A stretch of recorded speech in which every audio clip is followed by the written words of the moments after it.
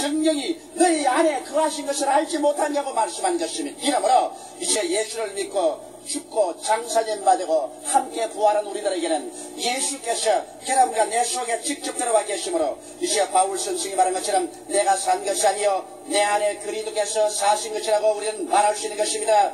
그러면 그리스도께서 사셨다니 이 의미가 무엇일까요? 여러분, 내 안에 계신 예수님의 영, 성령은 어떤 영일까요? 성령은 살리는 영이신 것입니다. 성경 고린도전서 15장 45절에 보면 기록된 바 첫사람 아담은 산영이 되었다는 것 같이 마지막 아담은 살려주는 영이 되었나니, 그러므로 여러분과 내 속에 부활의 예수 그리스도의 영은 살려주는 영이 되어서 우리 속에 역사하십니다. 이러므로 끊임없이 여러분과 나에게 생명을 주되 또 풍성히 주는 생명의 역사를 나타내는 것입니다. 사망의 역사는 사탄에게서 오고 생명의 역사는 예수께로부터 오는 것입니다. 성경은 말씀하시기를 도적이 오는 것은 도적질하고 죽이고 멸망시키는 것뿐이요 내가 온 것은 양으로 생명을 얻게 하되 더 풍성히 얻게 하려 왔다고 말했었는데, 이 예수 그리스도의 영이 여러분과 나의 속에 거함으로 말미암아 이제는 끊임없이 살리는 영으로서 역사하고 있는 것입니다. 살리는 영은 여러분과 나를 마음 붙잡아서 하나님께 기도하게 하셔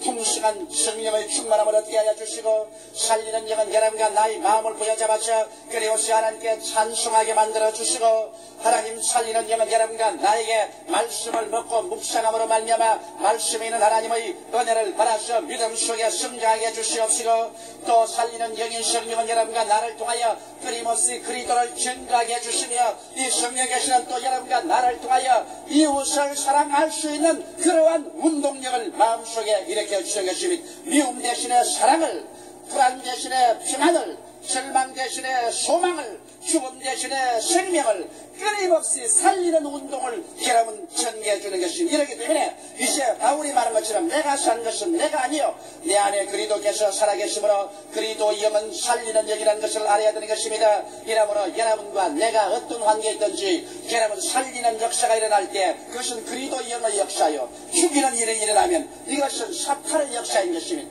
여러분과 나도 어느 곳에 가든지 살리는 일을 해야 되는 것입니다. 믿음을 주어야 되고 소망을 주고 사랑을 주고 사람들에게 살리는 일을 해야지 비난하고 공격하고 파괴하는 죽이는 일을 하지 말아야 될 것입니다. 이러므로 오늘 살리는 영인 예수 그리스도의 영이 여러분과 나의 속에 들어와서 역사하는 것입니다. 그럼 이 예수 그리스도의 영은 어떠한 영일까요? 치료하는 영 및 부활의 영인 것입니다. 성경 로마서 8장 11절에 보면 예수를 죽은 자 가운데서 살리신 이 영이 너희 안에 거하시면 그리도 예수를 죽은 자 가운데서 살리시니가 너희 안에 거하시는 그 영으로 말미암아 너희 죽을 몸도 살리라고 말씀한 것입니다. 오늘날 성령께서 여러분과 나의 속에 와서 거하시는데 이 성령은 바로 그리도의 영이요 예수께서 나의 속에 살아계신 영인 것입니다.